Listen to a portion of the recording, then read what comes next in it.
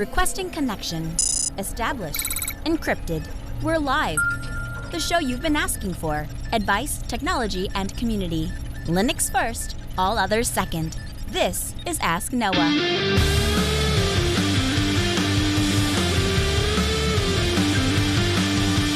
Live from Altispeed Technologies, the Ask Noah show starts right now.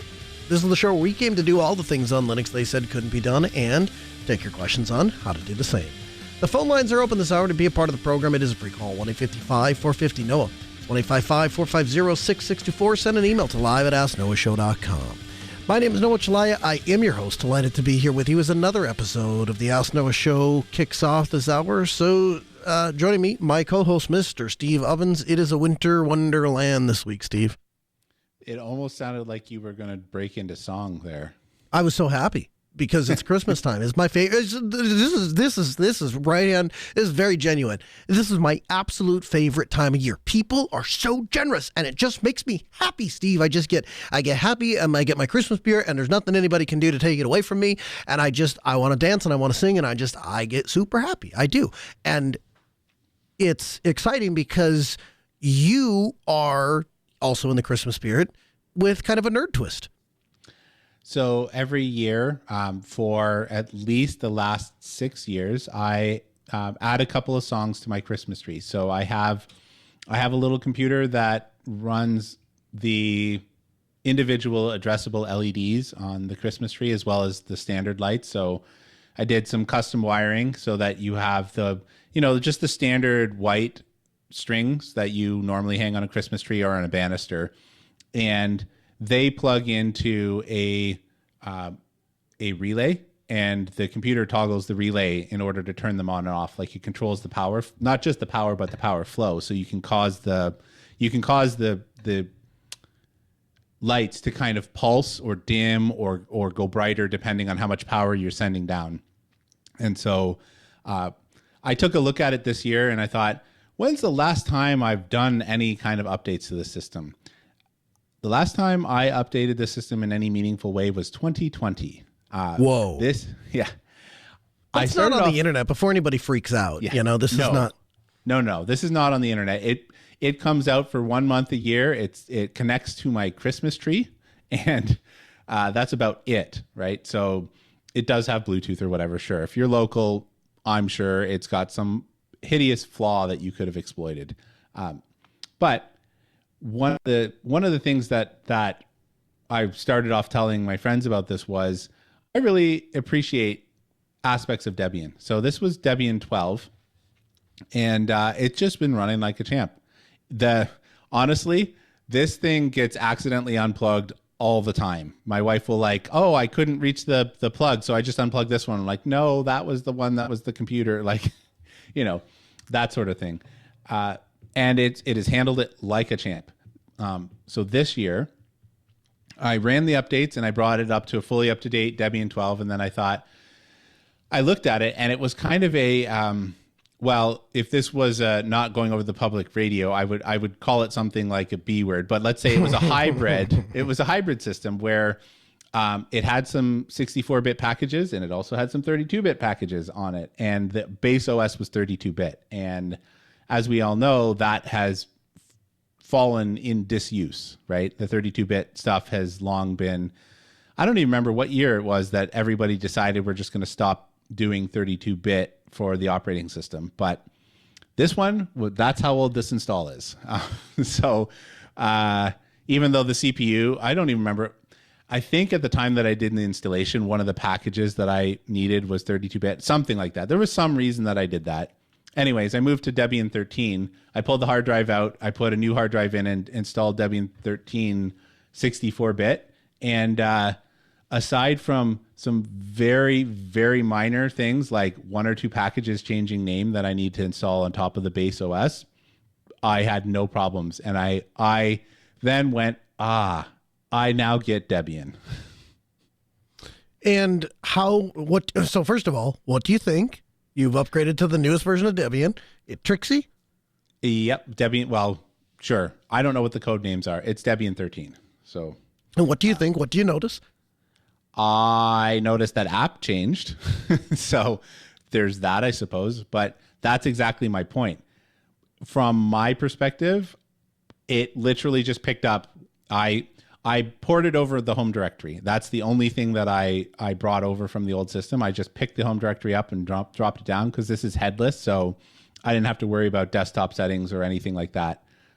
And so pretty much everything just worked. There was one minor thing when you're controlling the sound output from the command line. The way you used to do it was with a sound RC, and I'd been doing that for years and years, like since 2004 or something like that, right? So that's just the way that I had carried forward doing. Not to mention, you don't have any fancy graphical utilities to set the default sound card when all you're doing is running like this machine. Let's see, what is it running right now? Live check right here. I think it's running something like 100 megs of RAM right now. What is it? Yeah, it's actively using 185 megs of RAM. Like it is doing nothing. But all that to say was really, really impressed with just the fact that Debian 13 is just like Debian 12. I did not have to do anything except install my packages and port over my home directory, and everything just kept working. And like I said, that's the moment I went, I get Debian. I understand. So why Debian over all, like, your home, you've been a very avid Arch supporter. You've gotten into Red Hat for some of the back end stuff in your home. Why Debian? It was an appliance. So if we roll back to 2020, if you go back and listen to the show, I've always really liked Red Hat, but I wasn't, the point at which I really started to appreciate RHEL was RHEL 9. And so back in 2020, I wasn't on RHEL 9. And so Debian is the solid choice, right? So why not Arch? Because probably shouldn't go a year between updating your Arch system. In fact, it probably wouldn't work. It would probably eventually break. At a minimum, you'd end up doing things like re-importing signatures and keychains and stuff like that. If not something, or the other thing I've run into with Arch, if you let updates go too long, I have some lower powered machines, and the amount of updates that it needed to pull down was greater than the amount of free disk space it had. And then that ended up, and I'm sure, again, it's one of those things where I look at it and I go, is there a way that I could work around this? Yeah, I could update specific packages at a time. I could mount NFS and use that as a temporary storage. There's lots of ways I could do it, but in the end, it's just easier to reinstall. So it's one of those deals where it's like, yeah, it doesn't do well if you let it go years at a time. Yep. So why Debian? Because I knew it wasn't going to change on me, right? And I knew that Debian has a really good, because so Debian is a double-edged sword, right? Because it is the slow-moving community project, right? They take forever to make a decision on like systemd or pick a thing. But because of that, it also means it's probably not going to change very much. And so running the updates, from 5 years ago and pulling it all the way up is probably not going to break very much because, well, first of all, a system that's running with 185 megs of used RAM probably doesn't have a ton of packages to begin with, but you can really get a dialed in Debian install, right, down to like bare bones in terms of the amount of space that it's taking. But on top of that, like, I didn't want to run through the Ubuntu upgrade cycle. I've had a few times where that's failed on me, and you know what? I like Ubuntu. Still run a bunch of them. It was just, honestly, I was like, well, this is RHEL that isn't RHEL. I guess that's kind of where my thought process fell. Interesting stuff. All right, coming up next, Steve walks us through deploying Firefox in an enterprise environment. So before we get started with this, there's going to be at least one or more of people that are going to listen to this and say, oh my gosh. So if that's you, hang tight, wait until the end. I promise the story has a happy ending. But Steve, you went through, this is a couple weeks ago now, you went through the process of trying to do a mass deployment at your house.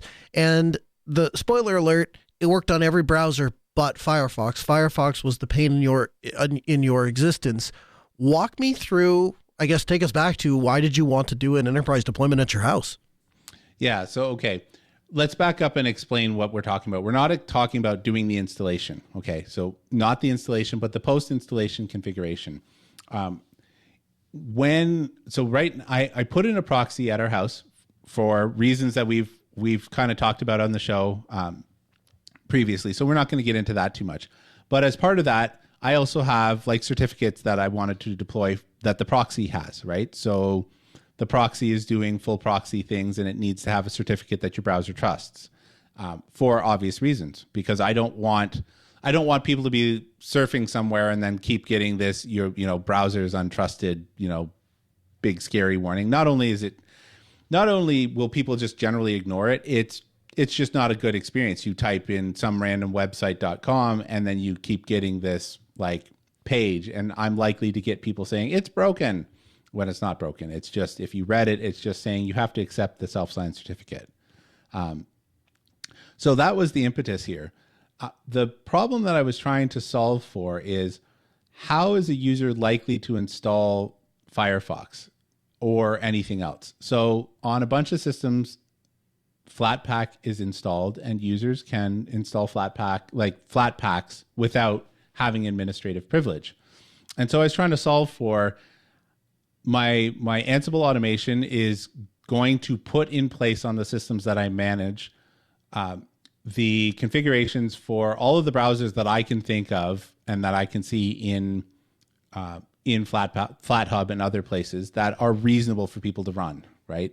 I don't think most of the people that I support are not going to go and download XYZ browser, right? They're going to be like, oh, there's Chrome, I've heard of that, or Brave, I've heard of that, or, I even went so far as looking at Vivaldi because it's big enough, right? So I went out and I did 8 or 10 browsers. But the point of all that is I wanted to be able to put in place the policy files and the certificates so that whatever browser they decided to run, it would just work from their perspective.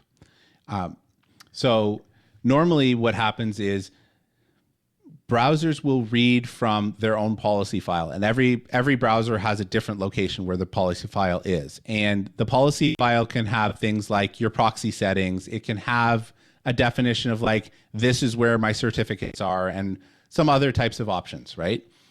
In every browser that I tested, except Firefox, it would read the policy file, set the proxy settings, and use the system certificate directory. So if I imported my certificates into the system, like using the update CA or whatever the local distro equivalent of that is, the browsers, to include GNOME Web, Vivaldi, Brave, Chrome, Chromium, what other ones did I try? I tried a bunch of them, right? Like I really did just kind of go down the list of the browsers. They all would pick up the certificate and accept the certificate because the policy told them to. In Firefox, first of all, it was a real giant pain in the butt to get it to accept the policies when it wasn't installed by the distribution. So like if you did an apt install Firefox, the policy, it would pick up etc Firefox or whatever the policy directory is there, and it would find that okay. Finding where it would actually read the policy from for the Flatpak was a giant pain in the butt. And I eventually tracked that down. But in both the distro-based install, like apt install blah, and the Flatpak and the Snap, none of them would read my certificate store from the computer. You actually had to go into the browser, click on, go to the security tab, click on the authorized thing, like the authorized sources, then click on import your thing, and then surf and whatever. And when you're talking about deploying to 2 computers, that's not a big deal. When you're talking about, like I rolled this out across like 20 or 30 computers, that was a big, big pain, because in some cases I had to then go install remote software so that I could actually get to the UI to be able to do that, because most of the time the stuff that I administer, they run Tailscale and I get in over SSH and I can do everything I need to do from that perspective. But walking a user through importing a CA, not something I particularly wanted to do. Well, if your immediate takeaway was, this is why people in enterprise just default to Chrome, because it doesn't do funny business. It just works. And really, I guess, as I was trying to think about like what the way to say this simply is, it follows a standard, whereas Firefox marches to the beat of its own drum. And I promise you, Steve, there is at least a handful of listeners out there that are listening to the segment. They're like, "That's great, isn't it? Isn't it wonderful? Because security and privacy and all the things." What would you say to those people? So you're right about Chrome. I made the statement, like, I understand why people deploy Chrome, because didn't matter which desktop I was on, KDE or GNOME or, Cinnamon, we use that in my house and all that, it would pick up the desktop proxy settings. And like I said, it would use the certificates from there. So 95% of the time, I didn't have to do anything to Chrome. I didn't even have to deploy the Chrome policy, because it picked up both of the settings from the operating system. When I am lucky enough to get on a client that allows me to have either a Linux VDI, or their IT supports a Linux operating system on the laptop or whatever hardware that I'm requested to use, it's always Chrome. And whenever I've gone to install Firefox, and I'm not kidding, this was before my little adventure with it, now I just happen to understand, they'd be like, "Oh, well, if you install Firefox, you're on your own. You have to figure out how to make that work." And I never really understood that until now. And I'm like, oh, I get it. Like, this is just a giant pain for a centralized organization to administer. If you're going to shunt that off on the user, then it doesn't matter that I had to go and into the browser settings and set my own proxy and then trust their CA, right? Because it's one person's time of 5 minutes. But if you're talking about, I need this to just work and my end users are not technical, I now understand why the corporations that I have gone to just default to Chrome. And it's not because they think Chrome is better from a browser perspective. It just works. It works. I didn't have to do anything for this. So what would you say to the privacy advocates that say, like, this is Firefox, defending, like, they're defending the sword, Steve. They're the ones that are at the front lines and pushing back, and then it's not entirely wrong, right? You go look at a breakdown of browsers deployed and web technology, and what you quickly arrive at is Google is in control of like 90% of the internet. And it's made even worse by stuff like this AMP business, where they're intentionally saying, we make the standard for the internet, so we decide and then we leverage based on our standard, and so other people can skate to the beat of our drum. But that's the way it works. And Firefox is kind of the one pushing back and saying, nope, not going to do it that way. Do you see a privacy advantage in Firefox essentially ignoring system preferences? I don't actually. To me, that I understand why a user would say that, but the it's kind of a myopic view. Like, if I think about this, okay, if the person who owns the hardware makes a choice for the setting of the operating system, then the browser should respect that. Okay, so if I'm a user and my company gives me a laptop, and the laptop is set with my corporate security settings, and I fire up Firefox because, it's my privacy browser and it doesn't respect all of the settings that my company wants. Like, well, I suppose that's good for you, right? Because it gives you a little bit of a loophole. But from the perspective of, like, it was installed on a device that is owned by a person that is making intentional choices. It's not like the proxy settings just magically appear on the computer. You have to make an intentional action to both import a CA and to set the proxy settings. And so the owner of the hardware had to do that before they handed it off to the user.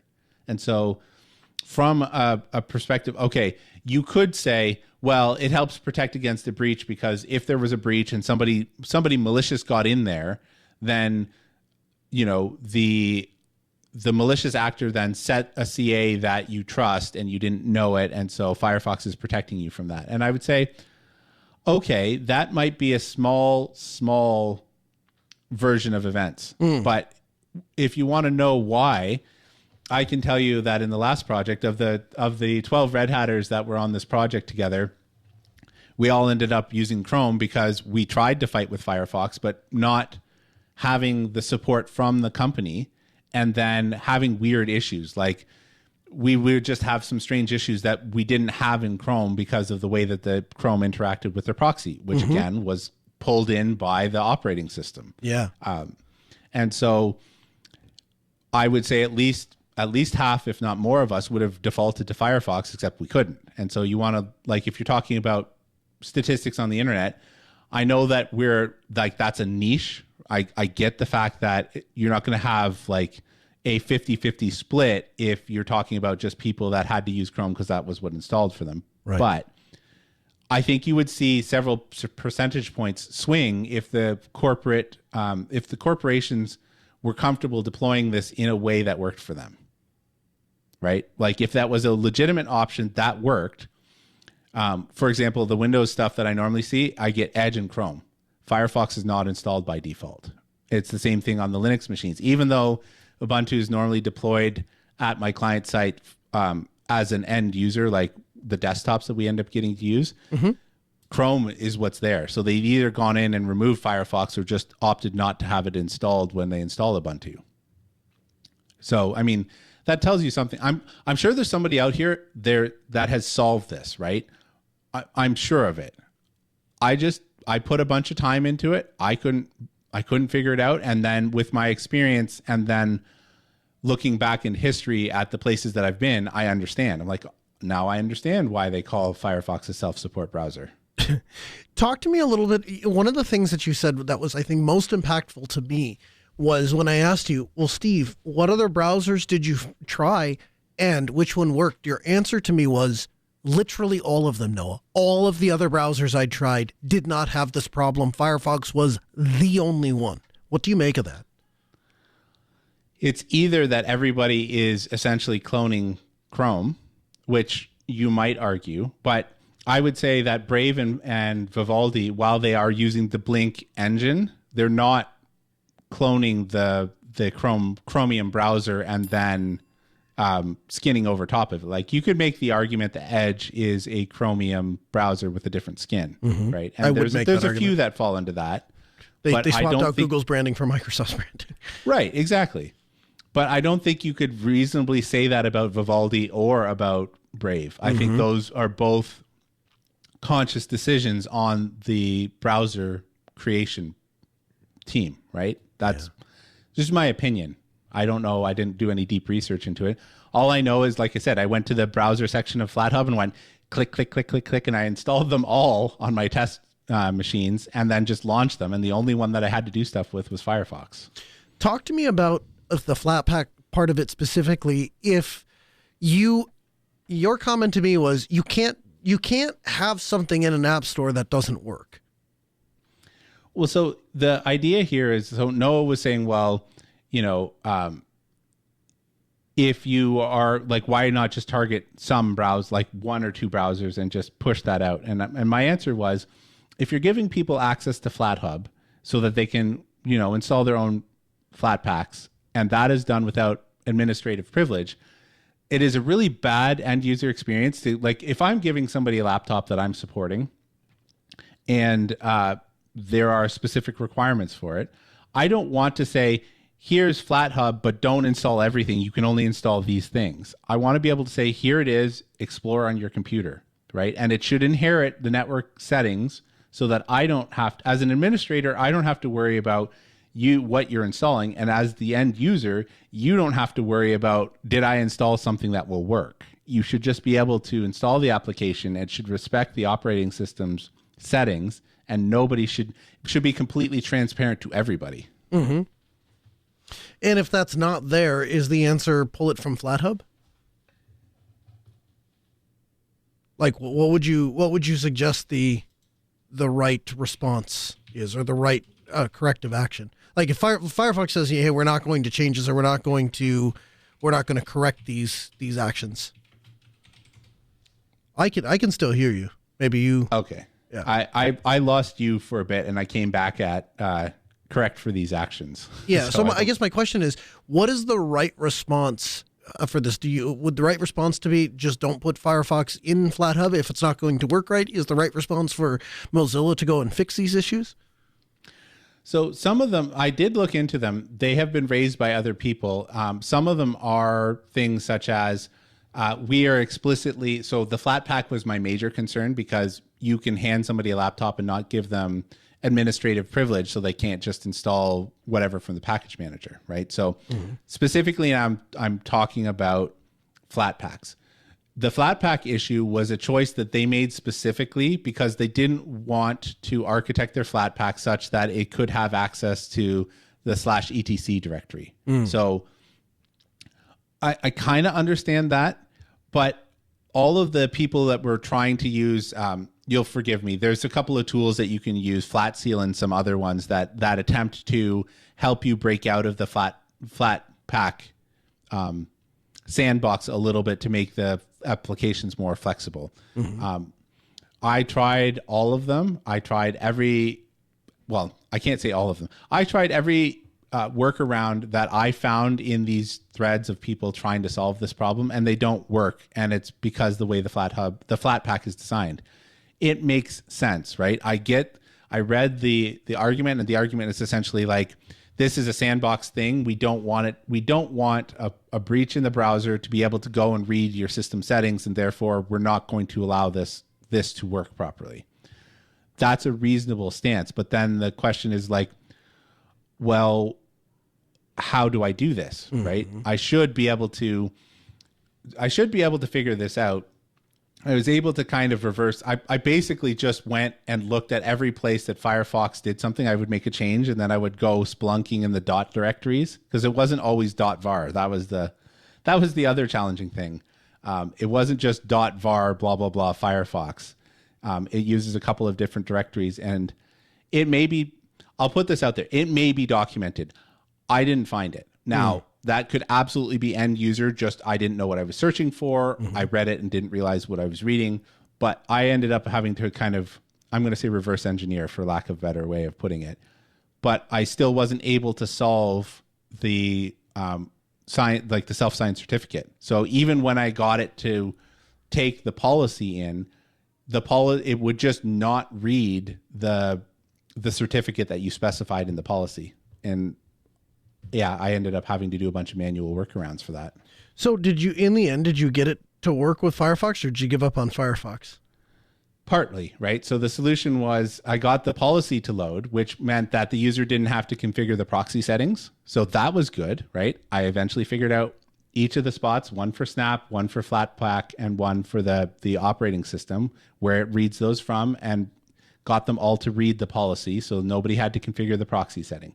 But I could not, in any of those three cases, get it to read the system CA trust store where the certificate got loaded into. And I couldn't figure out how to, outside of actually clicking in the UI, going to the settings, going to security, going to certificates, then going to authorize certificates, and then clicking import. If you did that, it would work. But that meant that I had to go to every browser and import the CA, even though the automation would load the policy. So if your advice going forward to people, is it hey, use Firefox, still privacy preserving and all of the things, but once you get into, you need to do enterprise level, or really if you want to, we keep saying enterprise, but really it's automation, isn't it? Yeah, I mean, I'm not an enterprise. Like, I was trying to get this pushed out to 20 or so computers, which is why I invested in the automation, as opposed to, like, if it was just my two kids' laptops, like, I would have been done in 20 minutes, right? But I was trying to lay down a pattern so that as I adopt new devices, for example, if I wanted to do the Steam Deck, right? If I wanted to put Firefox on the Steam Deck, which is what they have, and get it on the proxy, I was trying to solve for that if I wanted to push it out that way eventually. Any final takeaways from your adventure with Firefox?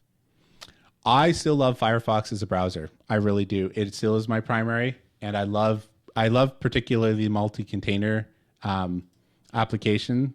What the heck is it called? It's called it's called the multi-account container plugin. So there's some things that I really, really still love about Firefox and will continue to use. I just found that the automated deployment, it was frustrating. Someone please write in and correct me. Please, I'm begging you. From the Linux Newswire newsroom, this is the Week in Review with JT. For the week of December 7th, 2025, here's the Linux and open source news. The 5.4 Linux kernel has been marked as end of life. The kernel team has announced that the Linux 6.8 kernel will be the new LTS kernel, and the GNU Linux Libre 6.18 kernel is available for purists who place GNU freedoms over functionality. In distro news, Alpine 3.23 is out, Oracle 10.1 is now available, and Xtix 25.12 has been released with LXQT 2.2. In open source hardware, the Raspberry Pi 5 with 1 GB of RAM is now available for $45.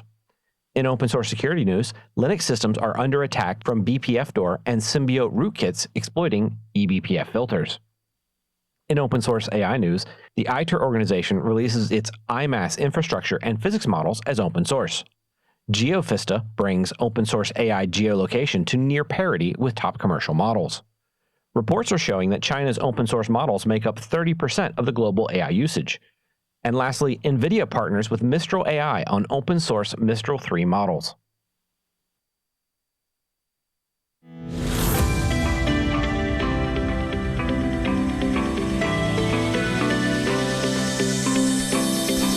So, Steve, I fell down a rabbit hole this week. I got absolutely wrecked. Do you know how this story starts?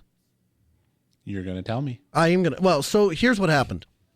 I was on my way to McDonald's. I just wanted lunch, Steve. And I pick my wife up, and we go to McDonald's to eat. And my wife says, "Do you want to stop at the music store?" And this unlocked a series of events. And so effectively, we stole a date. That's what we were calling it. Because it was like, kids and school and life and work and all the things. We don't really have time for dates. So it was one of those things where like, hey, we got a few hours in the middle of the day and we're going to do this thing. And so we decide we're going to spend our lunch. We're going to eat McDonald's in the car on the way to the music store. We're going to walk through the music store. And we're going to take a little 15-minute date through the day. So we get to the music store. And I walk in, and you're a banjo player, right? I do have a banjo. I wouldn't call myself a player. I would say I pick away at it. So, I have a history with piano lessons, compulsory piano lessons, but I would consider myself a drummer. So, but I can appreciate a good piano. So if I'm walking through the music store. And my whole life since I was a kid, there has been this competition going on in the music world in which pianos are very heavy, they're very expensive, they require lots of maintenance, and so there's always been a push to try to make pianos that sound like pianos but are not pianos. And that's a very difficult thing to do because when you go to play, piano is actually a percussion instrument. So when it strikes a string, it gets very, very loud for just a fraction of a second, and then it drops way down. And the frequency range that a piano is able to put out is tremendous. And so from the highest notes to the low notes, and you can fill a concert hall. And that's why the Yamaha, I think they call it the SIFs. It's their huge 7-9 foot concert grand thing, and you could put it in this long before PA systems could fill a concert hall. All that to say, since I was a kid, from the 90s on, every year somebody would come out with a new synthesizer, and this has the real piano sounds, the most realistic piano sounds. Oh my gosh! And people would get super excited, and it's always not been awesome. It's good, and it certainly gets better. And so for a while, it was the Yamaha motif, and eventually they got to sampled sounds. Sampled sounds are the closest we've ever really come to achieving a real piano sound. And the idea is that you record an actual piano and the sounds that it makes, and you record it at various different levels, at various different places on the soundboard, all this complicated stuff that goes into it. And basically the idea is that you can reproduce this sound. Awesome. So there are synthesizers now that are able to use sampled sounds. And again, it's one of those things that to the passing common person, you're going to hear it and be like, that's a piano. But a person who has played on a real piano can hear the difference. And it's just been that way, and it's just kind of the way it goes. My dad, years ago, purchased a Yamaha Disclavier, which is Yamaha's, it's an acoustic piano, but it has little magnets that pull the keys down, and so it can play itself. And so you can feed it a MIDI signal. And the whole reason they bought the thing was because he wanted to record a piano. And again, there's really nothing that can synthesize the real piano sound. So he put actual microphones and then played it a MIDI track, and it would play out, and he would record it with microphones. And then there you go. There's your piano track. And it's great. But again, Disclavier is like, I don't know, 50 grand. And then on top of that, you're back to, you've got a 7-foot piano, 5-foot piano inside of your house, and you've got to maintain it, and you've got to tune it, and all of the things that come with a traditional acoustic piano. So not great. I had read and I had heard online about a new piano that came out from Yamaha called the Avant Grand. And the Avant Grand is essentially a meticulously crafted device that has the feeling of an acoustic piano because it's literally made like an acoustic piano. Everything from the natural vibrations of the strings to the subtle harmonics to the overtones. It doesn't just replicate the playing experience of an acoustic piano. It uses the same mechanisms and parts that Yamaha builds in their concert grand pianos to make this digital piano, but it's not a real piano. And again, read it online and thought to myself, yeah, sure, right. Yeah, I've been listening to that for 30 years. And if I listen to it, I'm going to hear it, and I'm instantly going to know that it's not a real piano. And I'm walking through the music store, Steve, and they have one. They have the N3X.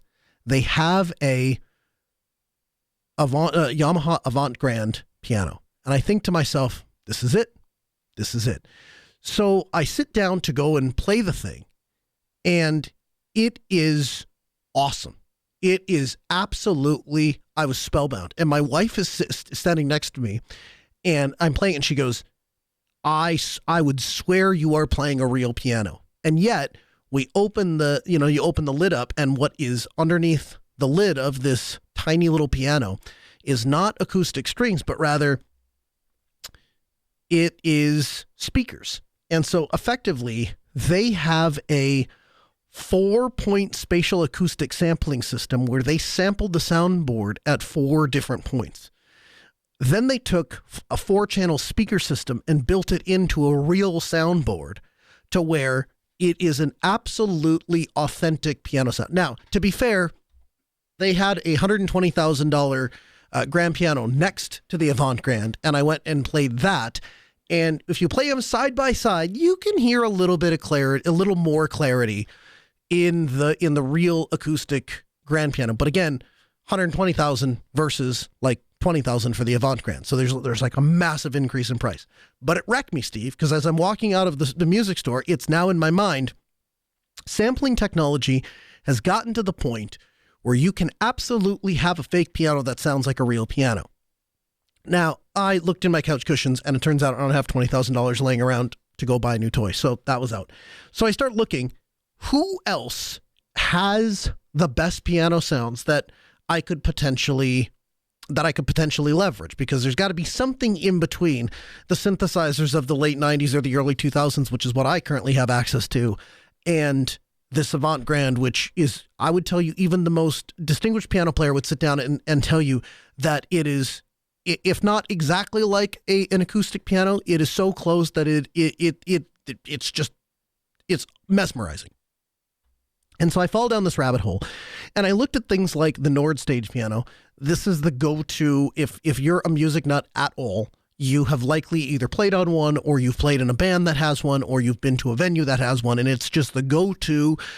You want to put a piano, you watch what concert musicians are playing on stage. They usually have a big red piano. That's a Nord. And in 2010, it was introduced. It was a lightweight stage piano. Sounds good enough, feels good enough. It's great. It's not the Avant Grand. It's not nobody's going to play it and be like, oh, geez, is that a real piano? You're not going to get that, but it's pretty dang close. I came across a software called Pianotech, Piano TEQ, and the history is strangely connected to its founder, Philippe Guillemet, who, from his website anyway, says he had basically 3 lives. In his first life, he was a high-level expert piano tuning and piano restorationist.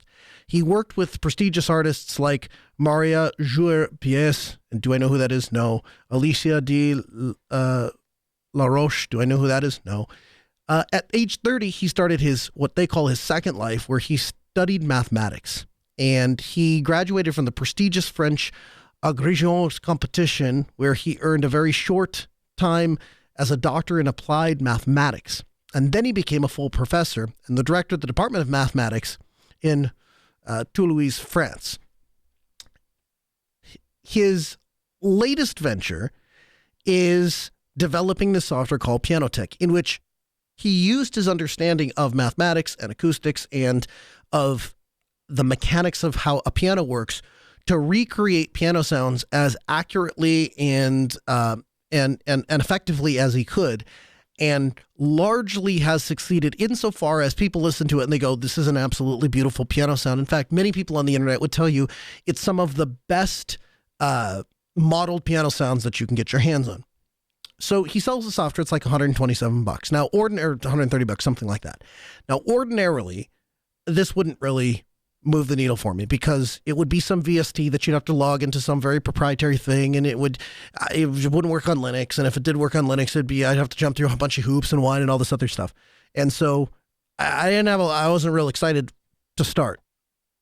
Then I go to his site and I find they have a Linux version. Then I find out there's a GitHub, and in the GitHub, there is a guy who came up with a project that he calls Pianotech Pi. And it's, as he puts it, Pianotech is probably the only top-notch virtual piano in the world that can be installed on a Raspberry Pi. And Pianotech might be the fastest way to install Pianotech onto your Raspberry Pi. And so I'll be darned if there isn't a project on the internet that allows you to take this Pianotech, a rich modeling piano simulator, and combine it with, I'm going to use the Roland USB MIDI port, and I'm using a Kurzweil MIDI board controller that will feed into a Raspberry Pi. So currently I'm deving this or testing it or R&D, whatever you want to call it, on a laptop. But the idea here is eventually I will just buy a dedicated Raspberry Pi, load Pianotech Pi onto it. The guy who wrote the script has it all set up so it automatically boots, automatically starts Pianotech, automatically chooses the voice, automatically does all the things. And so basically I think I'll just be able to 3M double-sided tape sticky this bad mamma jamma right on the back of the MIDI board, plug in a MIDI cable, Bob's your uncle. I'm going to have myself a real nice piano sound, Steve, and it's going to cost me about $130 instead of $20,000. What do you think of that? I think that I probably would spend $130 somewhere else, but I'm interested if you go with this. I'm interested since it's a Pi.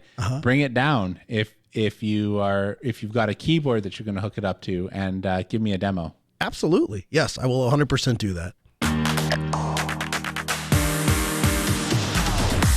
You have heard of AI, you've played with AI, you've leveraged AI. What you probably didn't anticipate was that the browsers are going to start incorporating AI, and it's going to be disastrous for companies. So this comes to us from the Register. You can read the entire article at theregister.com. Agentic browsers are becoming too risky for most organizations to use, according to an analyst firm, Gartner.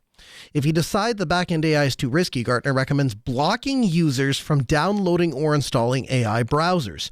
Gartner's fears about agentic capabilities of AI browsers relate to their susceptibility to indirect prompt injection-induced rogue agents, inaccurate reason and driving erroneous agent actions, and further loss of abuse of credentials if the AI browser is deceived into autonomously navigating to a phishing website.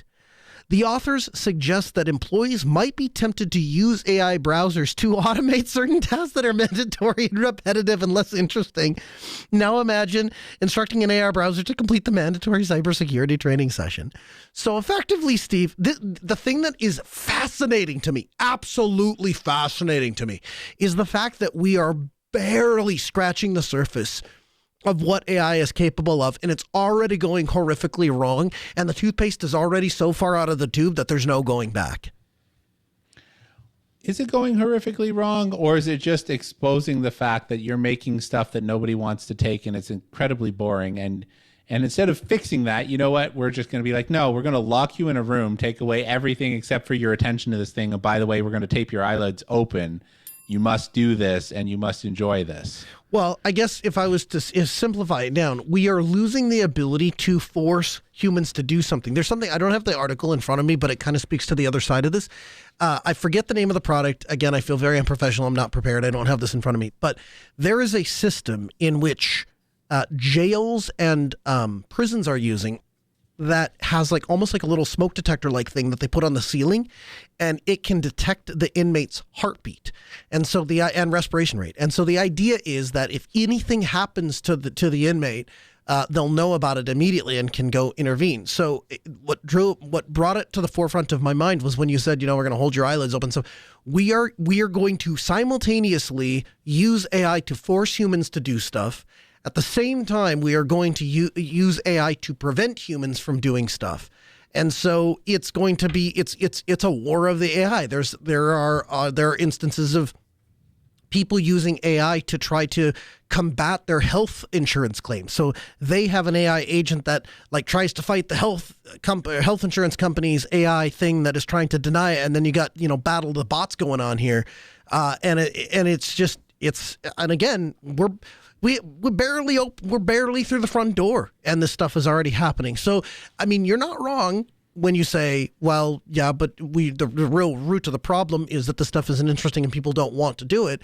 But we're losing the ability to force people to, complete training, to go through things, to whatever it is. We're losing the ability to do that because people are just going to hand off stuff they don't like to AI. And the problem with that is, I think, they don't learn the stuff. They have just handed it off to something else. And you talk to any college professor, talk to any high school teacher, and they'll tell you the same thing. If I ask a student to do something outside of the classroom, guaranteed, it's just going to get handed off to AI and then it's going to come back. And the purpose of the exercise was never to have the exercise completed. The purpose of the exercise was to teach you something. And you had kind of an experience with this insofar as you handed a thing off to AI that you just had no idea how to do, and it worked. So I think you're referencing my little ESP Home dabbling. Well, I think that I'm a little bit different in that regard. So a little bit of background. I have a set of Logitech speakers that have this. It's a little wireless puck. And I wanted to be able to integrate this into my automation system because right now the automation turns on the projector, the computer, drops the screen, does all that sort of stuff. I also wanted it to set to the correct input. And so I started kind of playing around with this. And some some generous soul out there went through the process of figuring out what bits you need to send in order to, over the Bluetooth, in order to have it change sources, turn up the volume, all that sort of stuff, right? They basically they got a sniffer and then they put the code, the bit code out on GitHub. And so where I differ from your basic analogy was I went and implemented that in Python, and because I have some experience doing that. So I went and built a prototype in Python. Then I went, it'd be really nice if I could make this ESP Home. What does that look like? Oh man, ESP Home is C++. I've never written a line of C++ in my life. So that's where my story starts, right? Where I have a Python prototype and I went to the AI and be like, I did this Python prototype. Can you help me turn this into an ESP Home custom component, which is in C++? So it went and figured out what is an ESP Home custom component, and it went and translated the Python into C++. And it wasn't as easy as just going to ChatGPT and saying, write me an essay on blah, right? Because there was a lot of back and forth with like, that didn't work. Or I can read C++ and be like, I was able to identify a couple places where like, that's not going to work. Like you're doing this and it's not going to work. But on the whole, I did not write a single line of C++. And I ended up walking away with a custom component that seems to do exactly what I needed to do. But in the end, isn't the core concept kind of the same? Like, whereas before you would have had to learn C++, whereas before you would have had to need to know what you're doing, in the end, you just wanted a thing. You wanted a widget, and AI can help you get the widget without having to go through the requisite work of learning the thing. And so you have a widget, but you don't have the requisite knowledge of how you got the widget. And so in your case, I mean, the amount of times that somebody's going to come knocking on Steve's door and saying, Steve, I need you to write C++, probably pretty sparse. Probably doesn't happen a whole lot in a given week. But when you start to expand that to other skills in society, don't you think that's going to be potentially problematic? So again, I'm going to defend myself here while also agreeing with you, right? The defense here is I went and learned how to implement this. Just because you've got the bit code doesn't mean you actually know how to implement it. I went and implemented. I understand what the implementation takes, and all that happened here was a translation of format, right? Ultimately, at the end of the day, it's like writing an essay and then asking the AI to give you like a different format on that. Give me this paper in scientific notation in Chicago style with an executive summary, right? That's essentially what I did. It did the work. I didn't have to learn the style guide. I didn't have to write the executive summary, but the actual substance of the thing I learned, right? I learned how it works. And I learned, for example, you can't have two things connected at the same time. I learned that the Bluetooth wireless can die silently. And the only way to do that is to physically unplug and plug it back in. So there's a little bit of difference there. And so, but where I agree with you is if you're just putting it in and you have no concept. So like, for example, if I'll pick on my wife because she's not here. I love you, honey, if you ever hear this episode. If my wife went and did that, she's got no coding experience. She's got no idea how to implement this outside of I want a button in Home Assistant that does what this button on my desk does. That's the conception, right?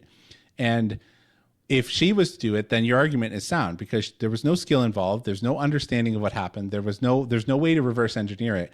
I could fall back to my Python script if I needed to and just put a web front end on it, right? I could fall back to that.